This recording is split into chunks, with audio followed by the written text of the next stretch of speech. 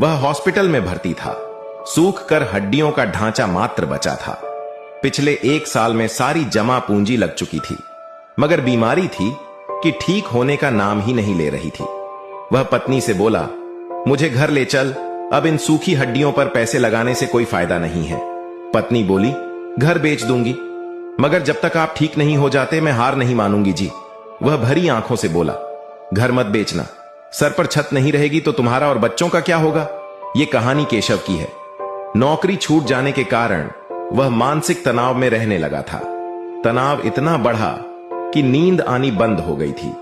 हर समय सरदर्द रहने लगा था। फिर और बीमारियां भी होने लगी। ब्लड प्रेशर, डायबिटीज और दिल की बीमारी ने भी घर कर लिया था।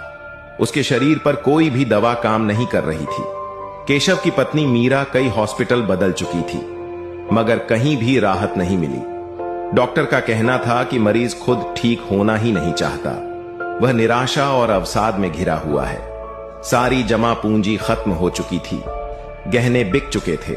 घर में जितना भी महंगा सामान था सब बीमारी की भेंट चढ़ गया था। सारे रिश्तेदारों ने हाथ खड़े कर दिए थे। फोन भी नहीं उठाते थे। करीबी रिश्तेदारों में केशव के भाई थे, मगर उनसे केशव का मनमुटाव चल रहा था, इसलिए उन्हें खबर ही नहीं दी गई थी। शुरू में मीरा के भाई भाभी आते थे, थोड़ा बहुत पैसा भी दिया था, मगर बीमारी लंबी चलने लगी तो उन्होंने भी किनारा कर लिया था। अब वह अकेली संघर्ष कर रही थी। अर्धांगिनी थी वह उसकी। मरने के लिए अकेला कैसे छोड़ देती। उसके पति का गांव में अपने भाइयों से पुश्तैनी जमीन को लेकर झगड़ा हो गया था, इसलिए बोलचाल बंद थी। मीरा चाहती थी एक बार उसके भाइयों को खबर तो करे, मगर केशव ने साफ मना कर दिया था। उसे भाइयों से नफरत थी। एक शाम हॉस्पिटल में केशव बेसुध सा बेड पर पड़ा था। उसकी पत्नी दोनों बच्चों के साथ उसके पास बैठी थी कि अचानक केशव के चारों बड़े भाई आ गए। आते ही भाइयों ने कहा, इतना पराया कर दिया क्या रे?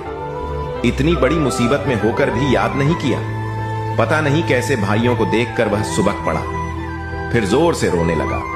बड़ा भाई बोला, माना कि तू बंटवारे को लेकर नाराज था, हक की लड़ाई को लेकर नाराजगी अलग चीज है रे, मगर मुसीबत में भाइयों की ताकत तुमने आजमाई ही नहीं। फिर केशव के आंसू पोंछते हुए भाई ने कहा, मगर अब तू फिक्र मत कर, हम आ गए हैं, अब सब ठीक हो जाएगा। सचमुच भाइयों को देखकर केशव ने शरीर में एक अलग सी ऊर्जा का अनुभव किया। हिम्मत सी बंध गई। कई दिनों से परेशान मीरा की आंखों में भी आंसुओं के साथ एक उम्मीद की किरण नजर आई। फिर मीरा को घर भेजकर भाइयों ने केशव को संभाल लिया। अपनी पसंद के हॉस्पिटल में